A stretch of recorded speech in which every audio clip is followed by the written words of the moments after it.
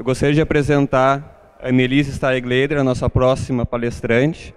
A Annelise, então, ela é formada em Direito pela Universidade Federal do Rio Grande do Sul, é mestre em Direito pela Federal do Paraná, doutoranda em Planejamento Urbano e Regional pelo Propur da URGS.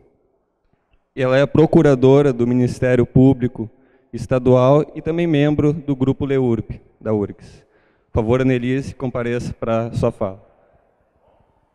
Obrigado. Obrigada, William. Deixa eu passar aqui. Bem, bom dia novamente. Para mim é uma alegria poder participar desse curso, uma grande responsabilidade também, não só por fazer parte do LEURB, coordenado pela professora Lívia, mas também porque eu sou promotora de justiça na Promotoria de Defesa do Meio Ambiente de Porto Alegre, trabalho com essas temáticas de meio ambiente e, em certa medida, urbanismo também, desde 1998, né? Em outras cidades também, em Porto Alegre desde 2003. E realmente, assim, para nós do direito, toda essa preocupação com o planejamento urbano e com o urbanismo é de extrema relevância, essas discussões, porque o direito ele tem uma característica de trabalhar muito com ideias abstratas, nós trabalhamos muito com princípios, eles são conceitos muito abstratos, né? E eu começo a perceber muitas vezes que a gente se coloca como se estivesse numa nuvem, né? Onde a gente vive num mundo assim, de ideias, mas na hora de colocar em prática, de saber realmente o que significa a existência desses direitos, nós mesmos encontramos uma severa dificuldade de compreensão. Então, o meu tema aqui no curso hoje, ele vai ser para tentar compreender qual é o significado do direito à cidade na materialidade do espaço, né, da gente tentar mostrar para vocês um pouco disso, assim, de como é que essas decisões a respeito da cidade, elas são materializadas, quais são os efeitos. Porque eu penso assim, que o nosso recado da manhã de hoje, que eu gostaria muito que vocês saíssem daqui com essa mensagem internalizada, é de se imaginar que dentro do direito a gente tem uma potencialidade muito ampla de discursos e de ideias, né? Então, o direito é muito permeável a valores dos mais variados. E nós temos, dentro da Constituição Federal de 88, uma dimensão virtuosa que pode realmente elevar essa dimensão democrática para patamares muito elevados, desde que a gente possa ter controle social intenso sobre os processos decisórios e compreender quais são as consequências reais dessas decisões que são realizadas. Isso é importante vocês compreenderem, né? O direito ele acaba sendo como um espaço em aberto para essas construções sociais que nós, agentes sociais, construímos o tempo inteiro através das nossas decisões. Então, eu queria começar comentando, né, a partir do que a professora Vanesca falou, de nós entendermos um pouco mais o que significa esse conteúdo do direito à cidade a partir de uma ideia de relação. É muito importante a gente colocar esse posicionamento, ou seja, como é que as pessoas se relacionam com o espaço da cidade. O que significa se pensar nas pessoas vivendo numa cidade? O que isso alcança? Né? Porque observem que nós estamos falando aqui não só de uma materialidade física, mas de uma materialidade, ou melhor, de uma dimensão que é imaterial. Nós estamos falando aqui de toda uma dimensão simbólica, espiritual, de afetividade, né? Ou seja, todo o conceito de patrimônio cultural que nós temos hoje, de proteção das identidades, o próprio conceito de lugar é um conceito que é construído a partir do reconhecimento de que o espaço é um território vivido, é um território que as pessoas se apropriam através do seu cotidiano, a partir das práticas do lugar, a partir das vivências do lugar, as pessoas elas vão se relacionando com o espaço, elas vão interferindo na materialidade do espaço e essa mesma materialidade atua sobre as pessoas, né, produzindo nas pessoas também alterações na sua forma de pensar, na sua forma de viver. Então, isso é muito importante de ser percebido, que nós estamos falando aqui de uma dimensão que não é só física, é uma dimensão também imaterial. Nós estamos falando aqui de desejos, de expectativas, de interesses. Nós estamos falando de valores que as pessoas têm a respeito do espaço que elas vão vivenciar. E esse espaço, então, de valores, que eu queria chamar a atenção, ele é um espaço que se caracteriza pelo conflito.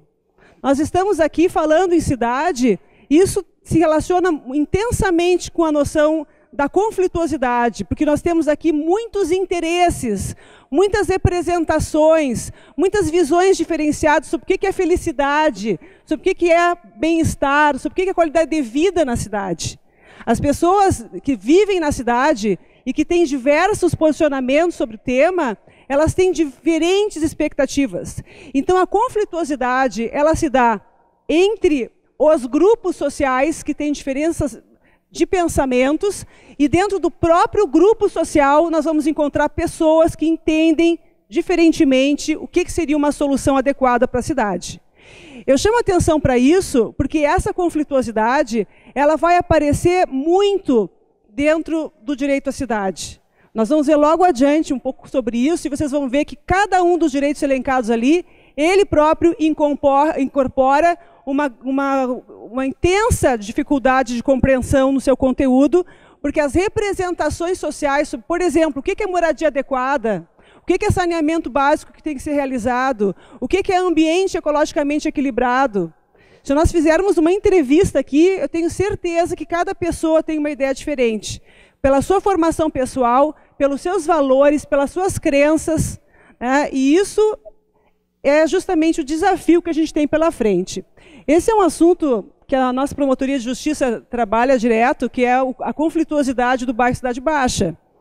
Temos ali os moradores que querem poder ter sossego, nós temos as pessoas que querem ter a diversão noturna, nós temos os comerciantes, nós temos incontáveis pessoas, interesses ali projetados, né? E cada um tem a sua parcela de razão.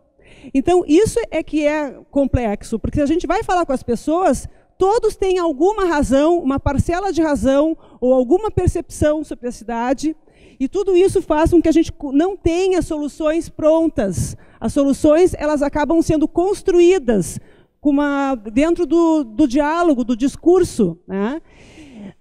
E aí, chegando no conceito de direito à cidade, eu usei aqui a referência do Cláudio Arimelo, que ele trabalha o direito à cidade como formado por um cluster de direitos fundamentais, um feixe de direitos fundamentais, que são direitos de dimensão social, que geram uma posição diante do Estado, que, consequentemente, passa a ter deveres prestacionais em relação a esses titulares do direito à cidade. Só que tem um problema muito sério aqui, que é justamente a gente desvendar qual é o conteúdo desses direitos que integram o cluster.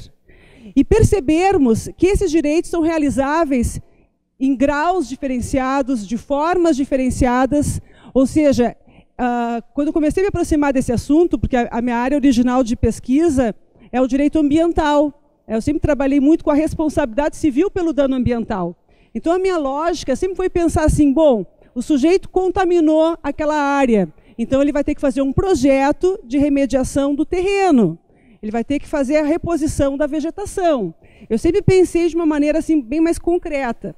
Quando eu migrei aqui para o Propur e comecei a trabalhar e pesquisar o direito à cidade, o que isso significa, eu comecei a perceber que nós temos aqui um rol de diversos direitos, né, inseridos, mas sem muito critério, sem muita forma de entender o que isso realmente significa. Então, se a gente vai pegar o que é moradia dentro do direito à cidade, ou seja, qual é o padrão adequado para isso? Quem vai receber essa moradia? A partir de que renda a pessoa vai ter um direito a receber auxílio estatal? Né? E qual é a localização dessa moradia? Será que basta que as pessoas possam morar dali a 10 quilômetros adiante do seu trabalho?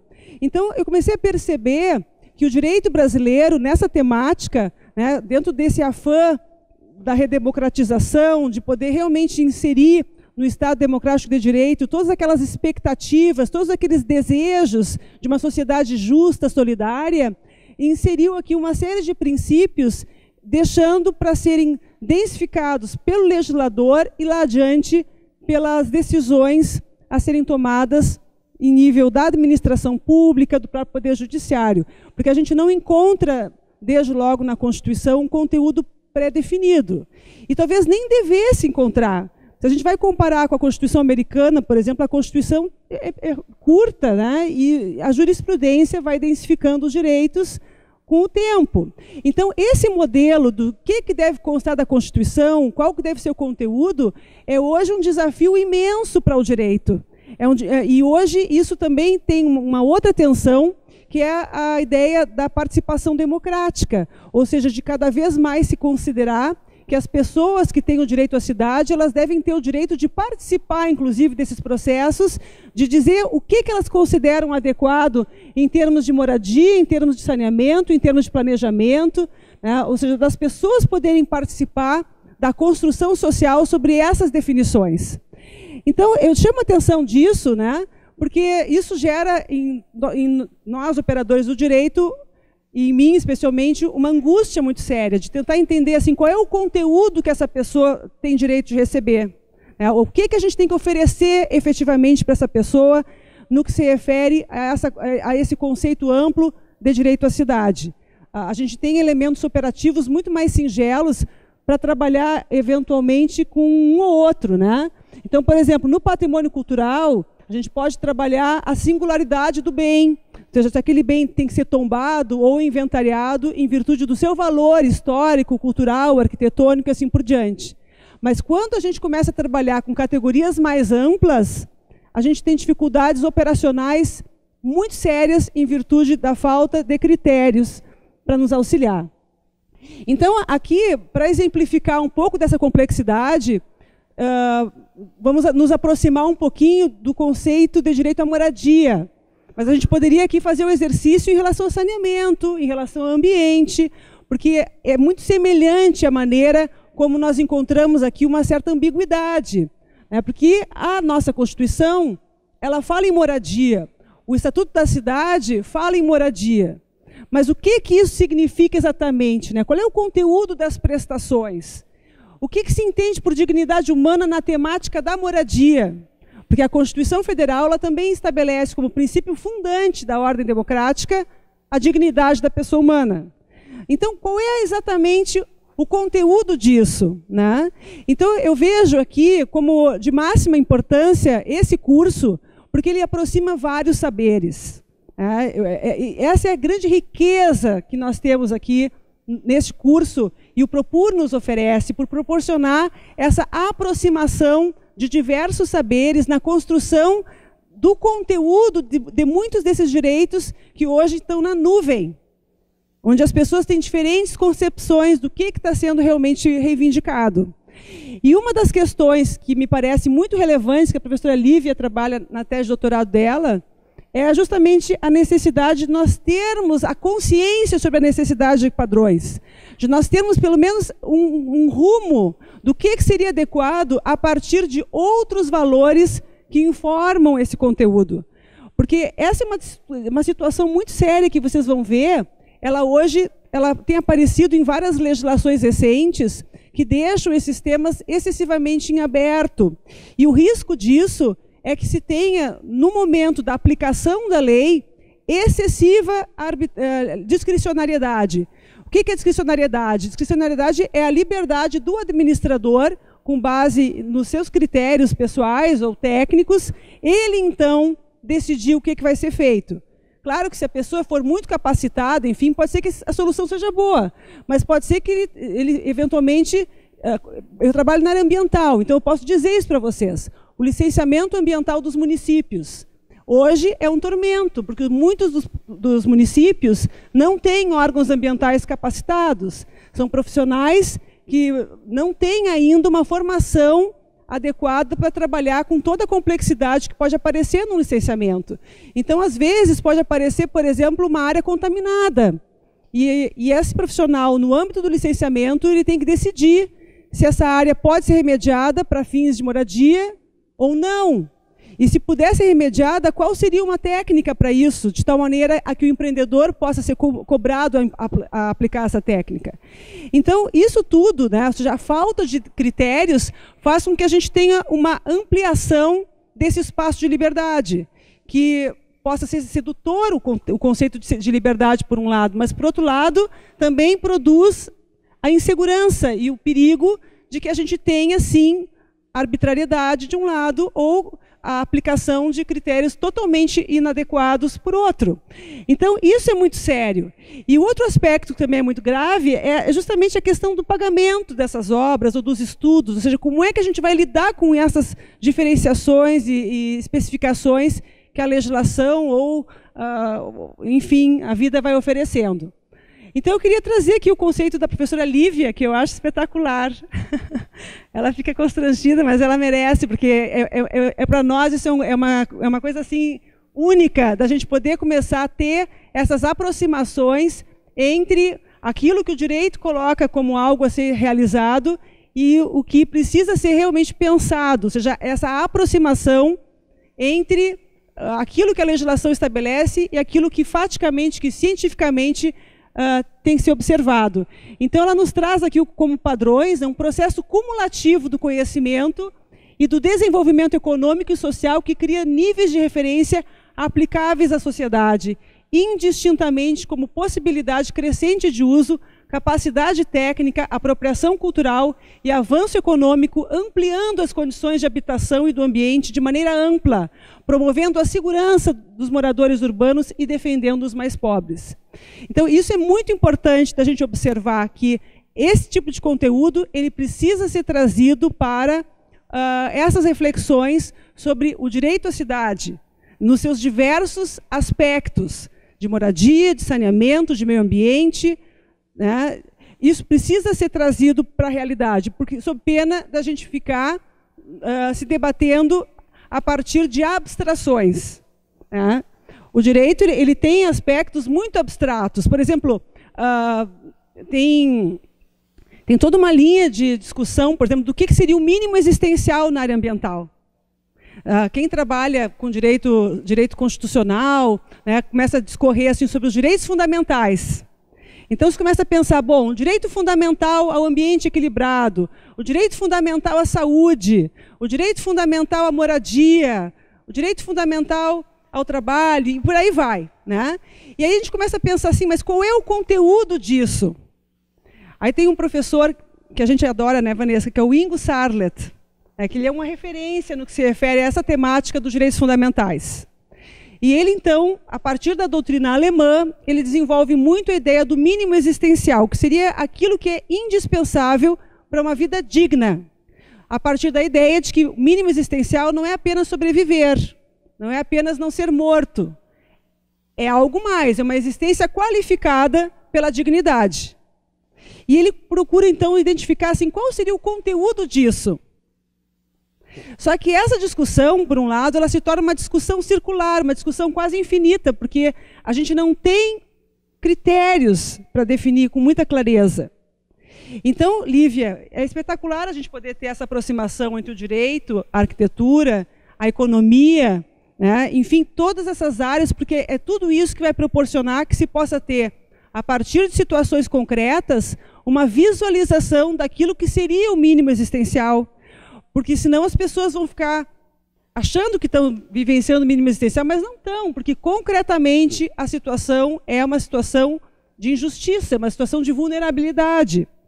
E esse conteúdo do mínimo existencial, ele é um conteúdo aberto, porque também é necessário a gente observar que as cidades cada vez mais vêm sendo expostas a riscos que até tempos atrás não se tinha a consciência a respeito deles. E um dos exemplos é a temática das mudanças climáticas. Então, hoje, as pessoas já começam a se dar por conta de que fenômenos climáticos drásticos, como grandes enchentes, por exemplo, elas podem estar ocorrendo com uma reiteração maior do que o habitual, e as cidades elas não são preparadas para enfrentar esses fenômenos. Então, a ideia de mínimo existencial em relação a essas temáticas já não pode ser mais a mesma que talvez tenham pensado lá há 50 anos atrás. Então, isso tudo para mostrar como nós estamos, sim, diante de um contexto de muita complexidade. E aqui, dentro da minha fala, eu queria mostrar para vocês como é sério esse assunto dos critérios, o assunto dos padrões. É um assunto que é extremamente necessário de ser aprofundado. Trazer aqui a lei da REURB, né, a lei 13.465 de 2017, para mostrar como que muitas vezes ela apresenta colisões, né, que isso eu queria ter dito, vou falar agora, que é justamente a existência de colisões dentro do próprio cluster de direitos fundamentais, direito fundamental à cidade. Porque a gente encontra lá direito à moradia, direito ao meio ambiente equilibrado. Só que o espaço é o mesmo, o território é o mesmo. Então, a vegetação nativa ela vai estar lutando para sobreviver com as pessoas que precisam construir suas casas. Então, a gente tem esse tipo de conflituosidade quando a gente fala do direito à cidade. Isso é interno ao direito à cidade, essas conflituosidades, em diversos níveis, né? Então, pegando esse aspecto da moradia e o ambiente preservado, para mostrar para vocês, né, que a lei aqui, quando ela fala da REURB, ela diz, então, que devem ser, que a União, Estados, Distrito Federal e municípios têm que identificar os núcleos urbanos informais que devam ser regularizados, organizá-los e assegurar a prestação de serviços públicos a seus ocupantes, de modo a melhorar as condições urbanísticas e ambientais em relação à situação de ocupação informal anterior. O que isso significa? E quem vai dizer que isso ou aquilo vai ao encontro dessa demanda, dessa melhoria? Né? Esse tipo de norma, né, é uma norma que suscita vários questionamentos do ponto de vista jurídico. E que agora, quem trabalha com esse assunto, começa a perceber assim, no dia a dia as dificuldades. A primeira dificuldade é uma dificuldade de estrutura organizacional de cada prefeitura, de cada estado, da União, né? Porque, na verdade, a lei colocou aqui uma competência comum para os entes federativos. Claro que lá adiante ela coloca várias obrigações para os municípios, mas ela pressupõe que os municípios têm uma estrutura interna para tramitar esse tipo de assunto. E isso é um aspecto muito necessário de ser mencionado quando se fala em direito fundamental. Ou seja, nós termos as estruturas, a organização, os procedimentos necessários para receber as demandas e para processá-los.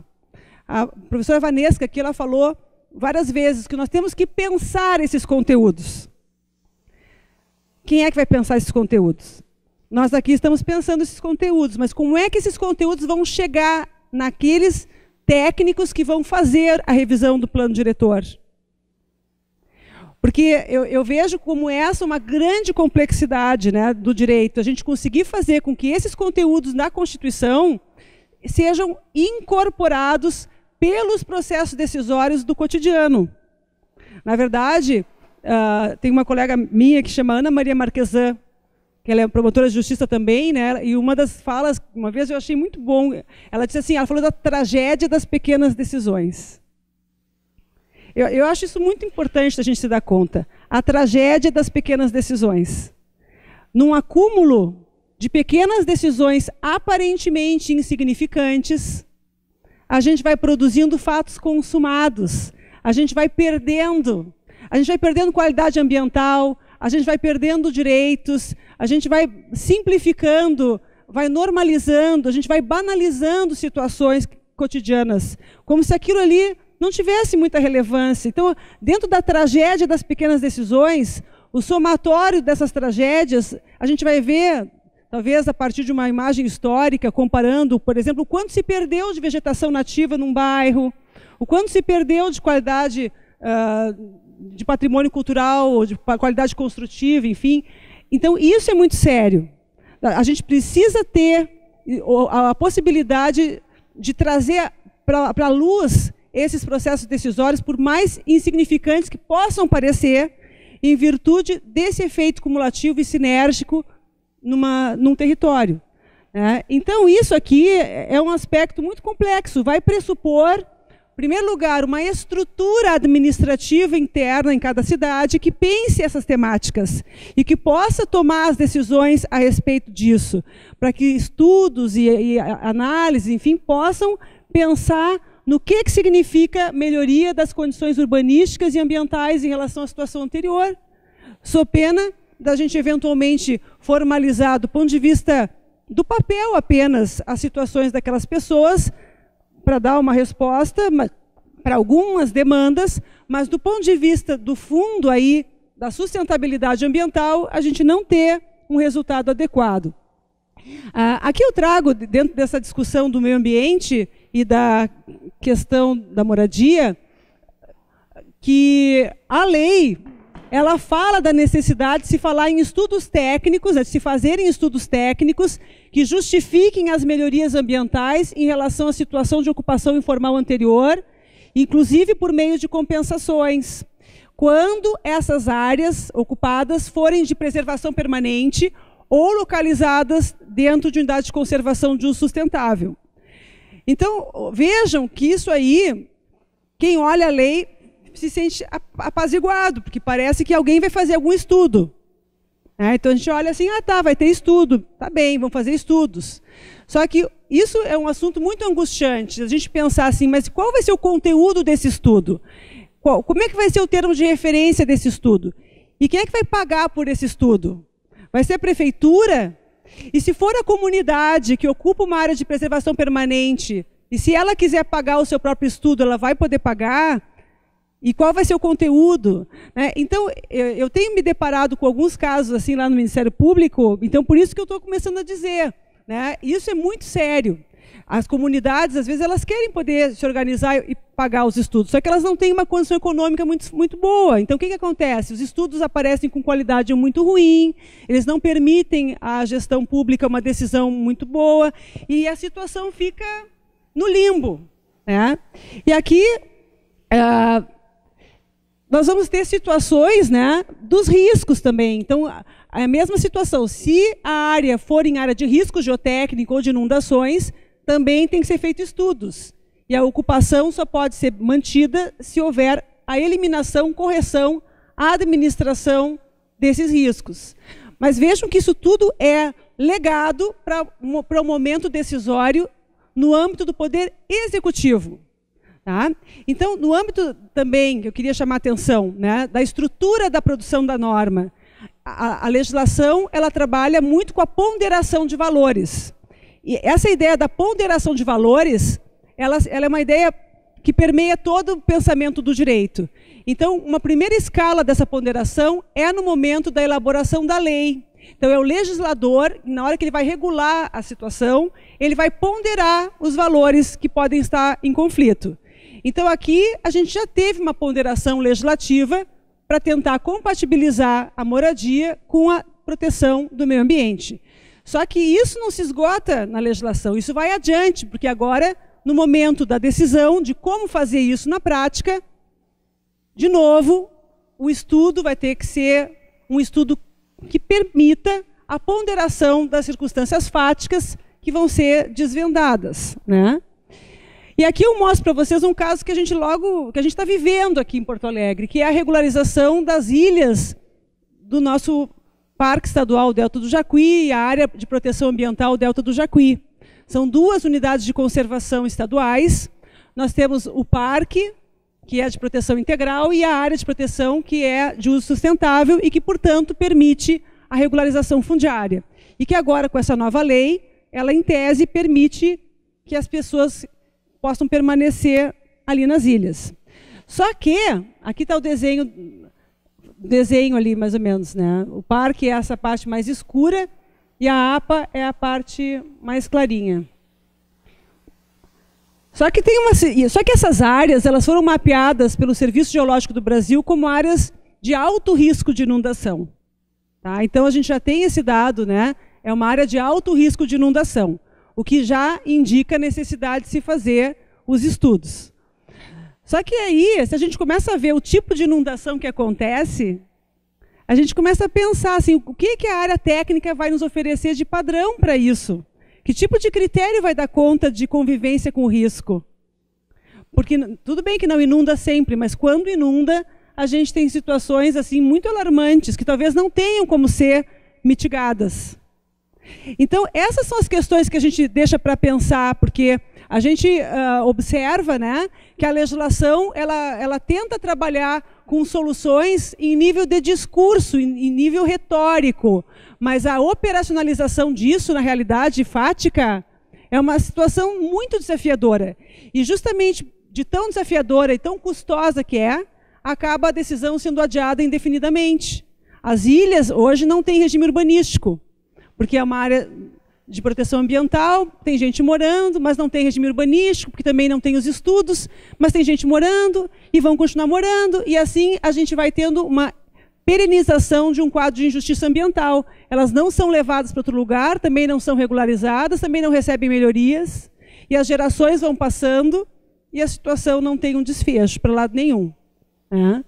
Então, nesse aspecto, me parece que a gente tem que pensar o planejamento urbano como algo que possa dar conta de toda essa complexidade, através da integração dessas várias demandas da sociedade, com o objetivo de assegurar processos decisórios mais bem fundamentados. Porque hoje, o que a gente observa, né? Que muitos dos conflitos, eles acabam desembocando no momento da aprovação do projeto, na hora do licenciamento ambiental, na hora do licenciamento urbanístico. É ali que aparece, muitas vezes, toda essa conflituosidade, porque lá, no momento de pensar a cidade, de integrar uma série de demandas, uma série de conteúdos, não houve ainda, né, não houve esse momento de reflexão pelos motivos técnicos, políticos, enfim, por N motivos.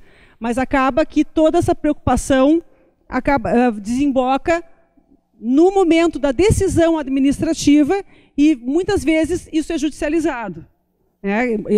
Porque aí o que pode acontecer? Às vezes sai lá uma decisão administrativa, por exemplo, ignorando um determinado estudo que teria que ter sido feito. Não exigiram um tal estudo. Aí, lá na frente, a gente entra com uma ação civil pública, ou alguém entra com uma ação popular, para anular o processo licenciatório inteiro. E aí fica o juiz tendo que decidir se aquele estudo era necessário ou não era necessário. Né? Então, isso tem acontecido muito no nosso contexto jurídico. Né? As decisões elas vão sendo transferidas. E, na verdade, esse tipo de decisão teria que ser tomada lá no início, no momento de se pensar realmente a cidade de uma maneira mais profunda, né? E incluindo não só controle, né, polícia, né, mas também estímulos para que as pessoas possam... Por exemplo, um assunto assim, que eu penso que precisaria muito avançar é estímulos para quem tem patrimônio cultural. Hoje, a falta de um incentivo na nossa legislação faz com que o proprietário de um bem dotado de valor cultural tenha só um ônus. E as pessoas, às vezes, não têm dinheiro, ou se tem um pouco de dinheiro, elas não querem gastar o seu patrimônio no restauro de um bem tombado.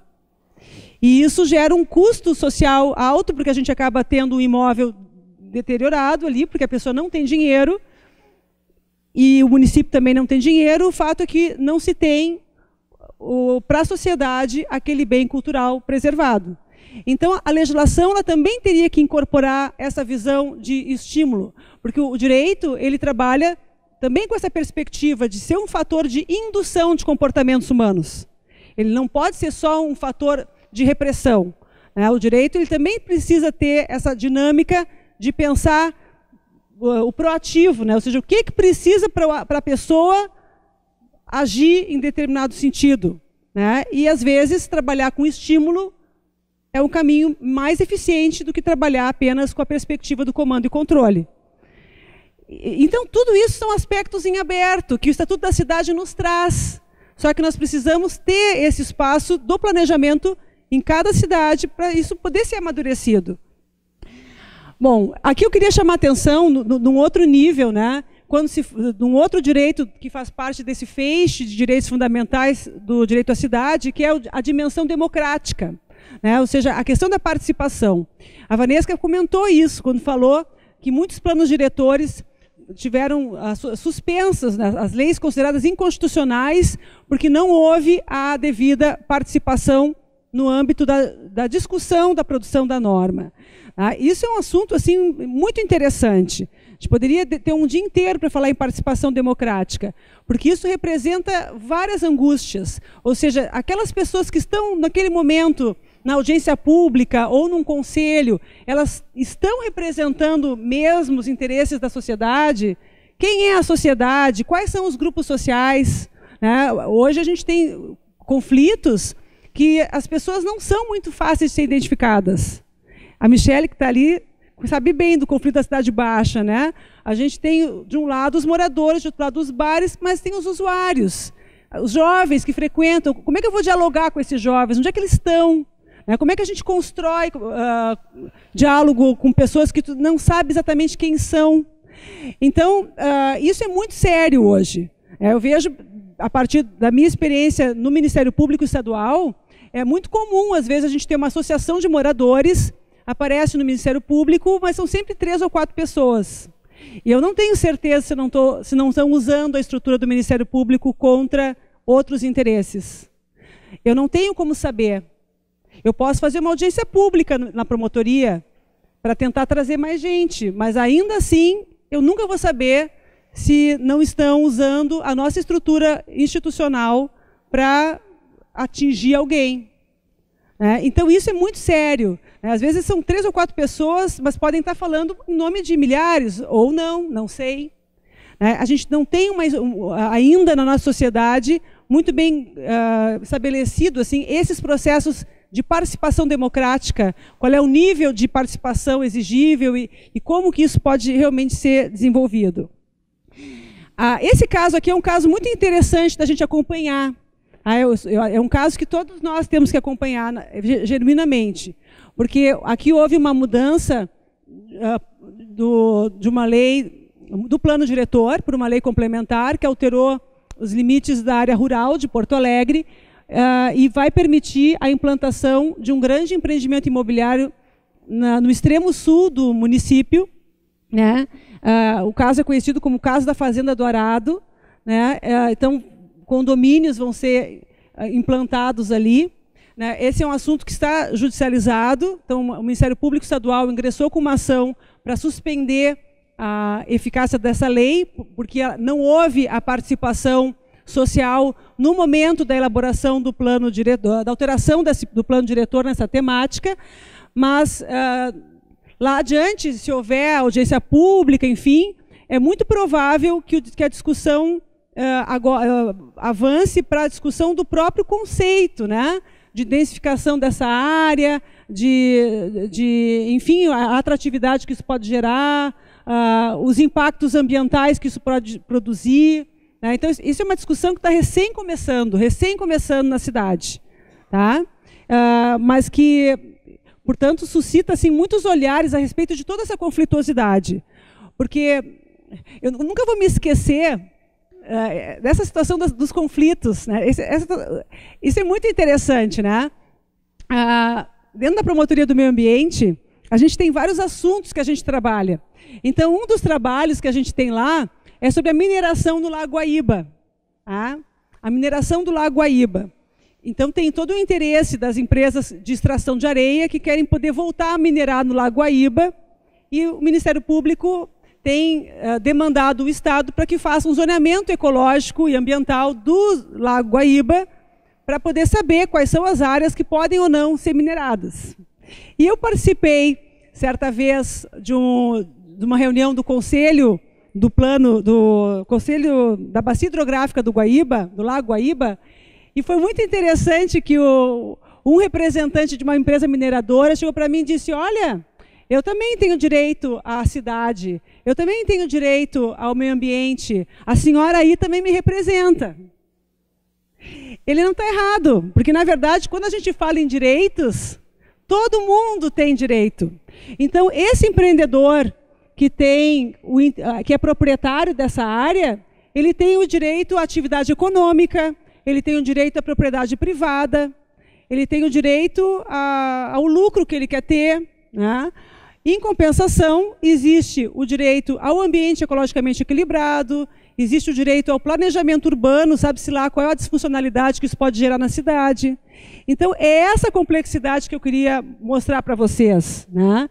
E dizer que, realmente, o desafio do direito hoje é tentar ter elementos para que essa ponderação não seja voluntarista, para que não fique lá o gestor ou o juiz tendo que ele dizer o que é melhor.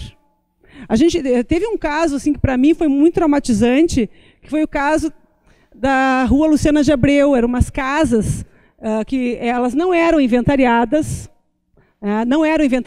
mas elas tinham valor cultural de acordo com laudos que foram produzidos por arquitetos super renomados.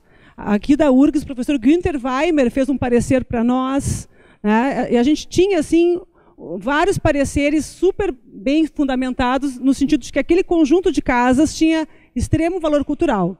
E, em razão disso, o Ministério Público, então, a partir de uma demanda da Associação de Moradores do bairro Moinhos de Vento, ingressou com uma ação civil pública para anular a licença demolitória que a empresa proprietária do terreno tinha, e para que o juiz declarasse, então, o valor cultural das casas. A nossa tese jurídica é de que o Estado tinha se omitido quanto ao dever de preservação do patrimônio cultural, de que patrimônio cultural não é só aquilo que é tombado e inventariado, mas pode ter o conteúdo de patrimônio cultural, e que caso o órgão do Executivo seja omisso nessa declaração, então o Judiciário poderia, com base nos elementos técnicos, suprir a vontade do Executivo. Essa era a tese, tá? Aí o que aconteceu? No processo, que durou 10 anos, foram sendo produzidos pareceres de pessoas extremamente renomadas para os dois lados.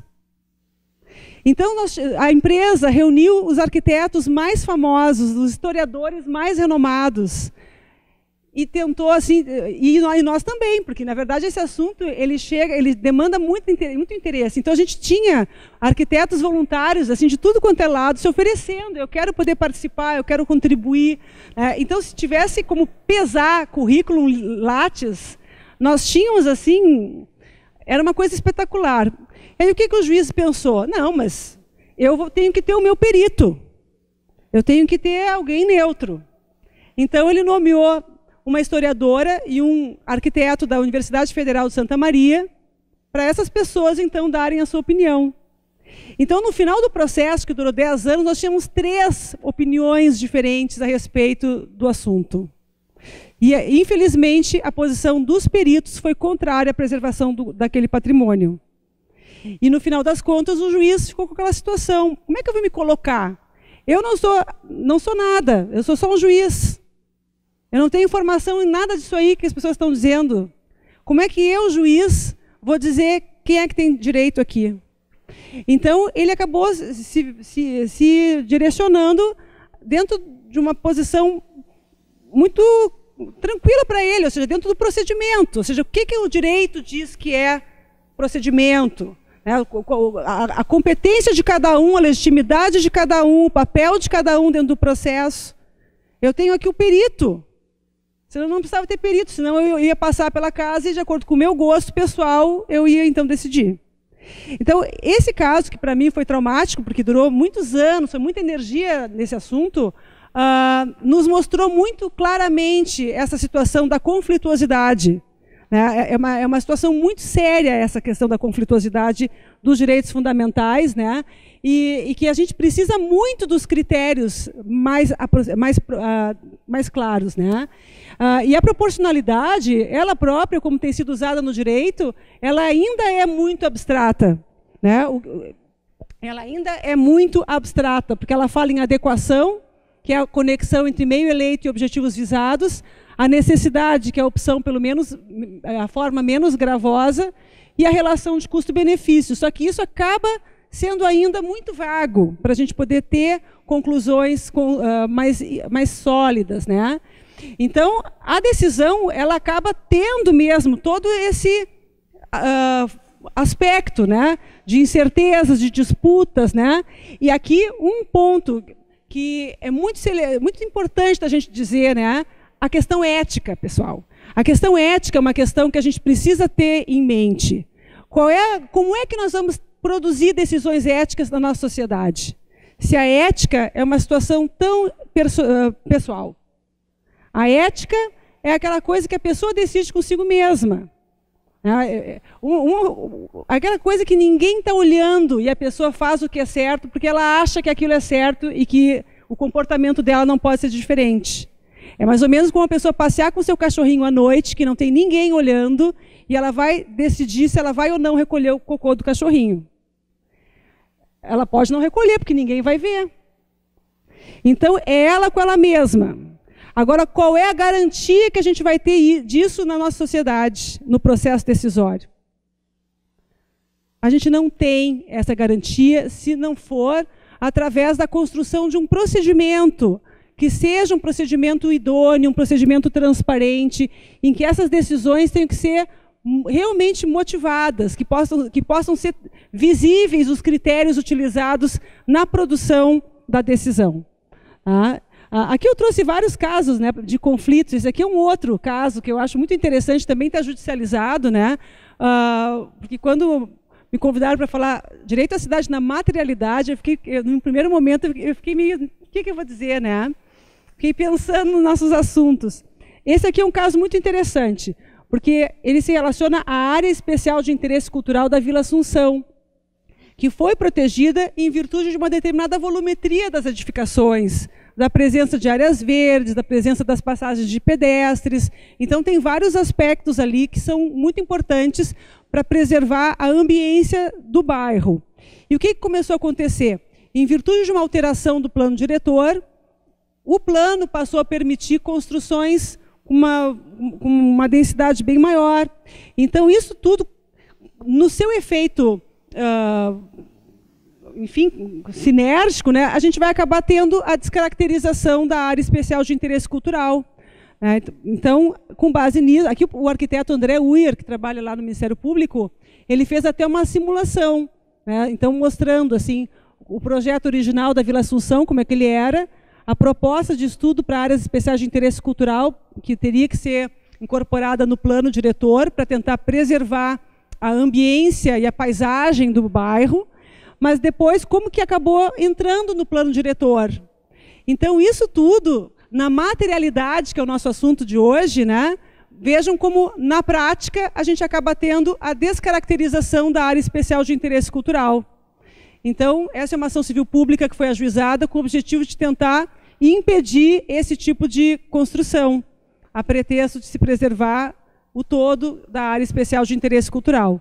Né? Então, agora, os conflitos aqui são imensos, porque de um lado é uma área privada, existe o interesse desse proprietário, que é um interesse legítimo, né? Mas tem toda uma temática aí, que é a da proteção das ambiências urbanas, do patrimônio cultural.